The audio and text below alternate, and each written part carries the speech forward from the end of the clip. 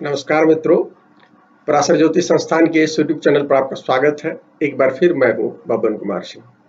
मित्रों, आज फिर थोड़ी सी बात उत्तराषाढ़ा में जो शनि का गोचर हो रहे हैं उस बारे में, नक्षत्र पर आधारित आज ज्यादा बातें करेंगे।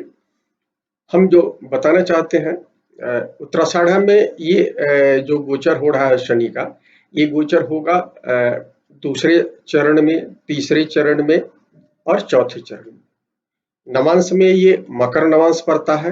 मकर राशि में मकर नवांश मतलब वर्गोत्तम क्षेत्र है। और उसके बाद ये शनि के कुंभ नवांश में गोचर होगा और फिर अंतिम जो होगा वो मीन नवांश में होगा। सूर्य के सभी जो नक्षत्र हैं वहां नवांश का चरण खत्म हो जाता, मैंने नवांश का खत्म हो जाता है, फिर नए नवांश से शुरू होता है, मेष से शुरू होती है कहानी। तो यहाँ मीन में खत्म हो जाएगा। आपको पता है उत्तराषाढ़ा जो है, इसके देव तो विश्वदेवा है, लेकिन इसके प्लानिटरी लॉर्ड जो है, दशाक्रम में प्लानिटरी लॉर्ड जो है सूर्य है।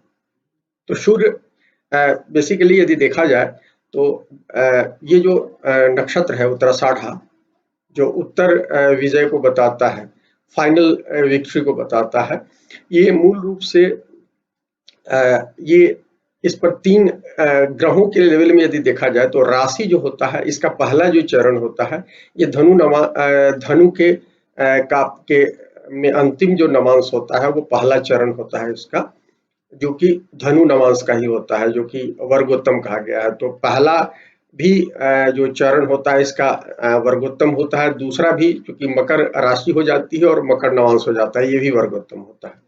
तो ये एक बहुत खास बात है इसमें। और इसके बाद तो इसलिए हमने आपको बताया कि पहले ये धनु में आता है तो राशि में, और फिर मकर राशि में आता है। तो इस पर जो एक्चुअली इसके एक चरण पर गुरु का प्रभाव हो गया और तीन चरण पर शनि का राशिगत प्रभाव हो गया। इसके बाद यदि आप देखिए तो ये जो है इस पर जो नक्षत्र के इसके जो स्वामी है प्लानिटरी सूर्य है, जो आपको हम बता चुके हैं पहले और आप जानते भी होंगे। तो मित्रों, ये इस पर आप देखें तो प्रभाव यदि ग्रह से देखें तो तीन ग्रहों का प्रभाव होता है, गुरु का, सूर्य का और शनि का। और इसका अधिकांश क्षेत्र है शनि की राशि में, मकर में पड़ता है। और मकर के बारे में हमने आपको पहले भी बताया है कि मकर जो है ये पहाड़ी भेड़े से इसको जोड़ा जाता है। और पहाड़ी भेड़े की तरह जो जिस गति से पहाड़ी भेड़े चलते हैं, उस गति से, इत्मीनान से, सात्विक होकर जो लोग चलते हैं उनको अल्टीमेटली विजय मिलती है।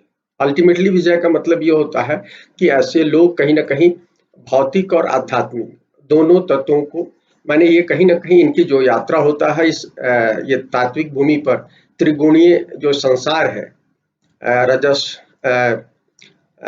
रजस सत्व, रजस और ये तमस, ये जो तीन गुणों का जो संसार है, इसमें इसमें ये जो होता है मूल रूप से इनका जो होता है, ये मेजोरिटी इसमें आप प्रभाव देंगे तो रजस और सत्व का प्रभाव नजर आता है। तामसिक प्रभाव वाले लोगों के लिए यहाँ बहुत ज्यादा जगह नहीं है।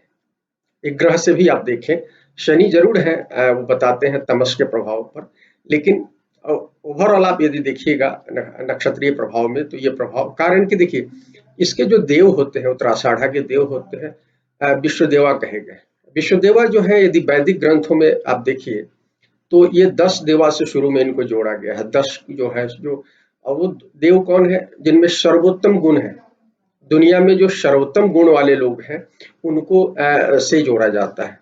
और ये 10 गुण क्या है, तो 10 गुण जो बताया गया है, पहला है अच्छाई है, ट्रूथफुल माने गुडनेस जिसको बोलते हैं, अच्छाई। दूसरा है सच्चाई, जो ट्रूथ, जो सच है, जीवन का जो सच है इस उसको बताता है। तीसरा है विल पावर, जो हमारी जो आंतरिक जो शक्ति है, विल पावर, उसको ये बताता है। चौथा जो है निपुणता है, स्किलफुलनेस है, जो हमारी जो निपुणता है भी किसी काम करने में, एक जो एक माने दक्षता होती है, उस दक्षता को ये बताता है, स्किलफुलनेस को। पांचवा है काल। काल क्या है, समय को बताता है। काल से ही महाकाल हम कहते हैं, उज्जैन में जो शिव का मंदिर है महाकाल हम कहते हैं, तो काल से बना हुआ है, काल पर वो है। तो काल इसके पांचवें गुण में आते हैं, जिसको कहीं ना कहीं समय की बहुत अच्छी समझ होती है। छठा है इच्छा। अब इच्छा की बात आती है तो इच्छा है डिजायर जिसको कहते हैं अंग्रेजी में।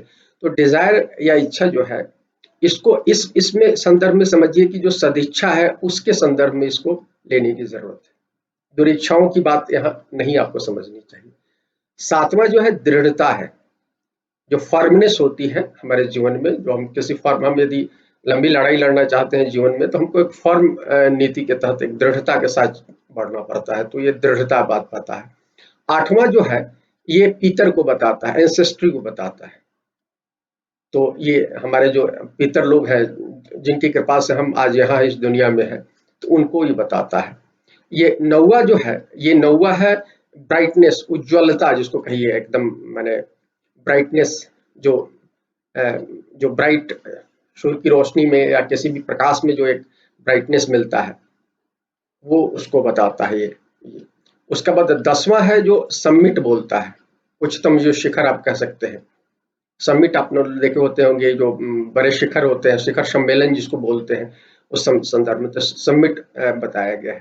तो ये 10 जो अच्छे गुण है इसको ये समाहित किए हुए हैं, और इसीलिए इसको कहा गया है कि पिछले जितनी जो 27 नक्षत्र है उसके सभी के जो अच्छे गुण है उसके ये वाहक है उत्तराषाढ़ा नक्षत्र।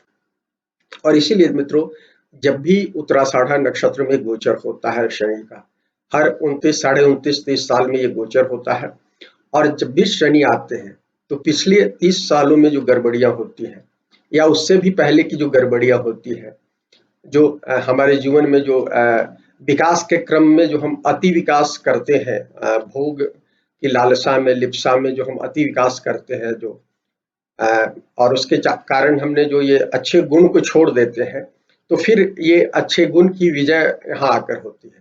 और इसीलिए देखिए अभी कोरोना के समय में ये सारी मैंने जो 2020 में जो हुआ, जब उत्तराषाढ़ा में आए, तो ये हमने देखा कि उत्तराषाढ़ा में शनि ने आकर कहीं ना कहीं हमारी जो पिछली गलतियां हैं 29-30 सालों में हमने विकास के क्रम में, चाहे वो देश के संदर्भ में देखिए या समाज के संदर्भ में देखिए या व्यक्ति के संदर्भ में देखिए, हमने जो गलतियां की है उसको सुधार करने का मौका हमको शनि ने दिया उत्तराषाढ़ा में।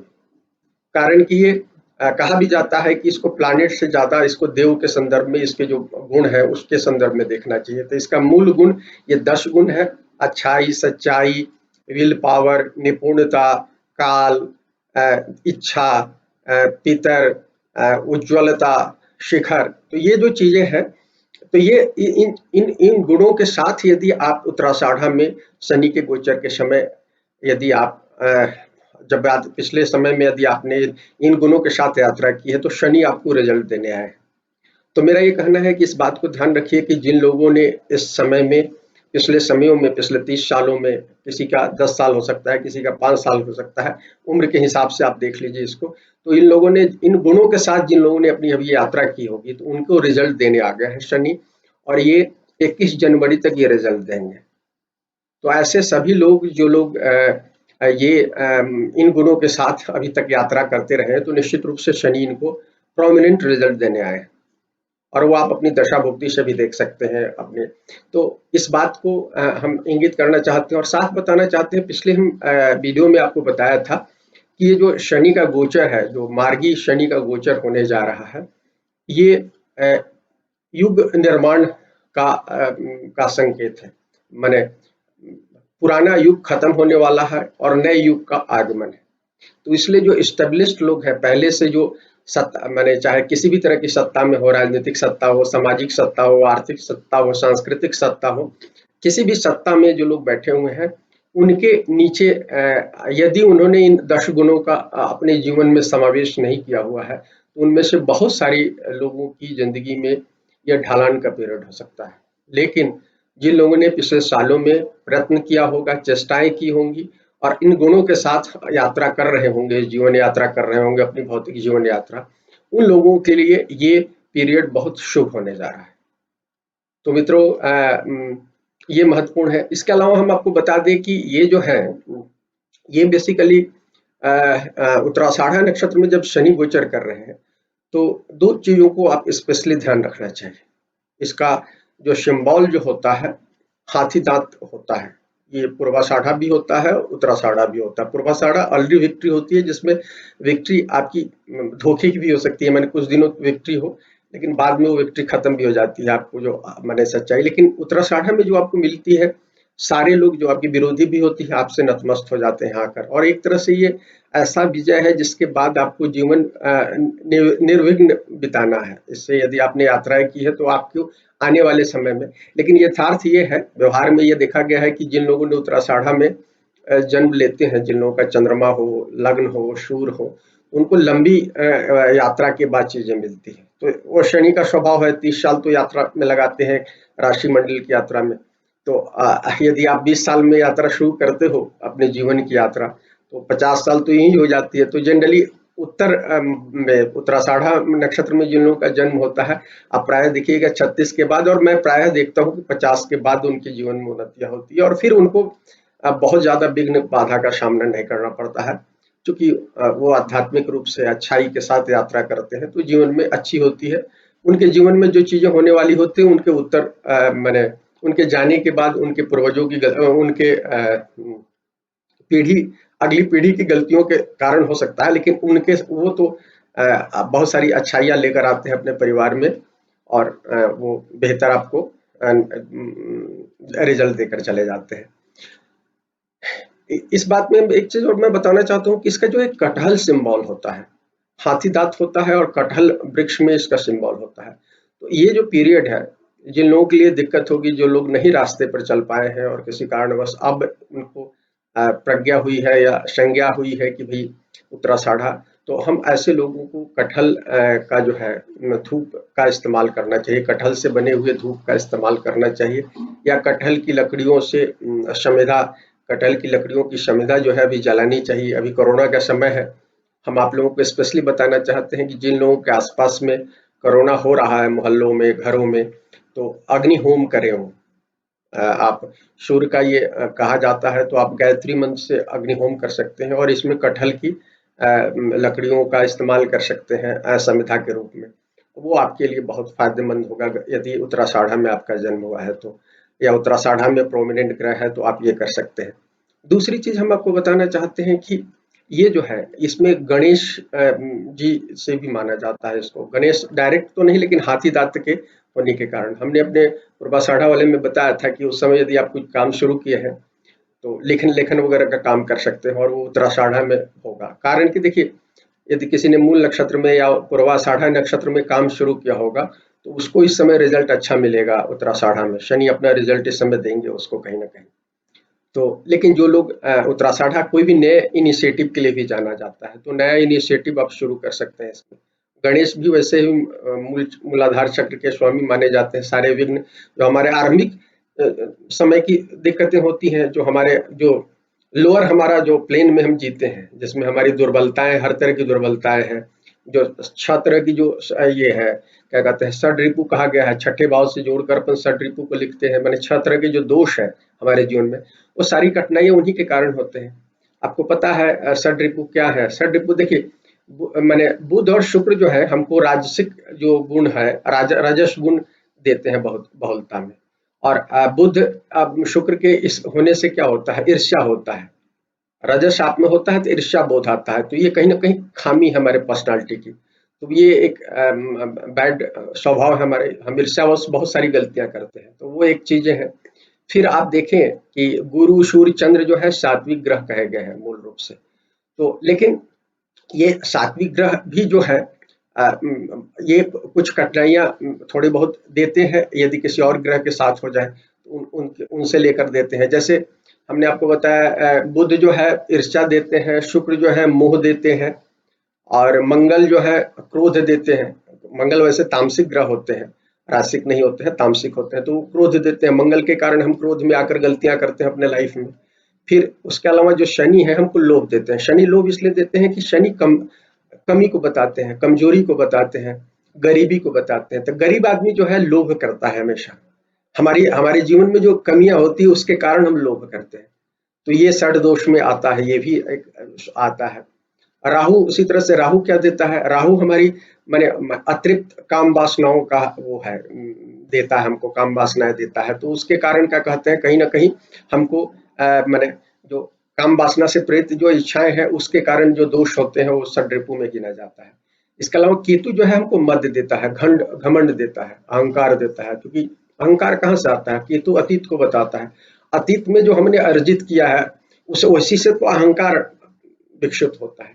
तो केतु हमको अहंकार देता है। तो ये जो षड्रिपु है टोटल ग्रहों से जो हमको मिलते हैं, तो इन षड्रिपु के कारण हमारे जीवन में जो कठिनाइयां होती हैं उसको दूर करने का समय है।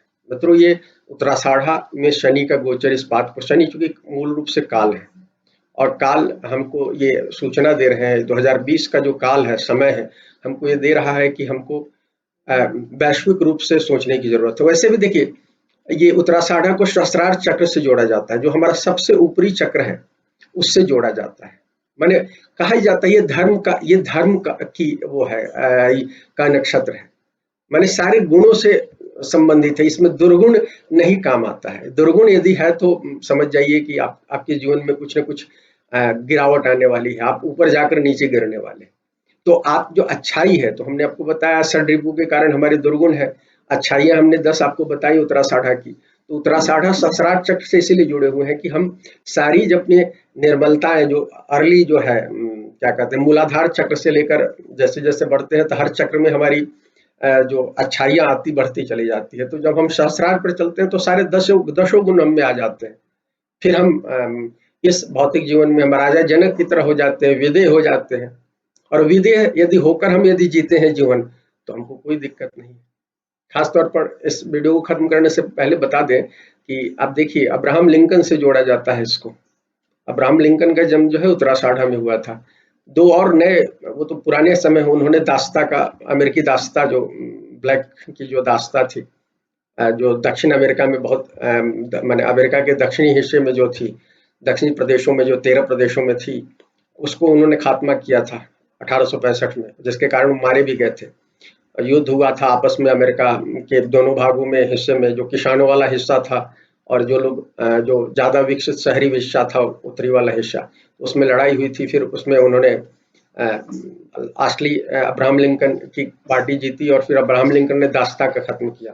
तो वो इस तरह की जो अच्छाइयाँ जो लोग लेकर चलते हैं, तो वो इसको ये बताता है कहीं ना कहीं।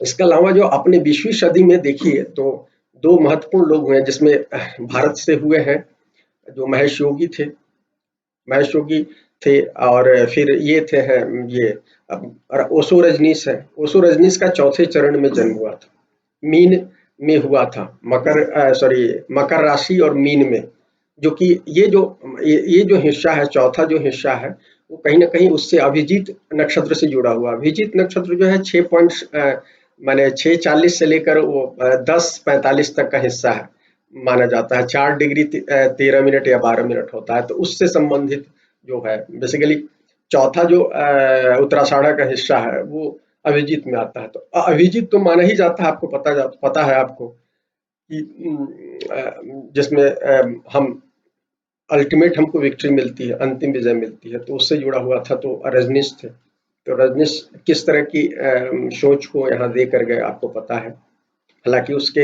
हम लोअर प्लेन में ज्यादा यदि ढूंढते हैं तो फिर दिक्कतें दिखती है, लेकिन उन्होंने जो बातें की है वो हायर प्लेन की बात की है, सभी धर्मों से मिलकर। तो ये जो चीजें हैं, इस बात को समझते हुए यदि उत्तराषाढ़ा के इस गोचर को आप बढ़िया से अपने जीवन में आधार बनाते हैं, तो ये उत्तराषाढ़ा का जो ये जनवरी तक का समय है, ये कोरोना से हमको उबरने में मदद करेगा और हमारे आगे के लाइफ को, अगले 30 साल के लाइफ को ग्रोथ को बताएगा। तो मित्रों, ये शनि के गोचर के बारे में कुछ चीजें, उत्तराषाढ़ा स्पेसिफिक चीजें मैं आपको बताना चाहता था, हमने आपसे जिक्र किया। मित्रों, यदि वीडियो पसंद आए तो लाइक करें, हमारे वीडियो को शेयर करें, चैनल को सब्सक्राइब करें, और यदि लेटेस्ट चाहते हैं तो बेल आइकन को भी दबा दें। शुक्रिया मित्र।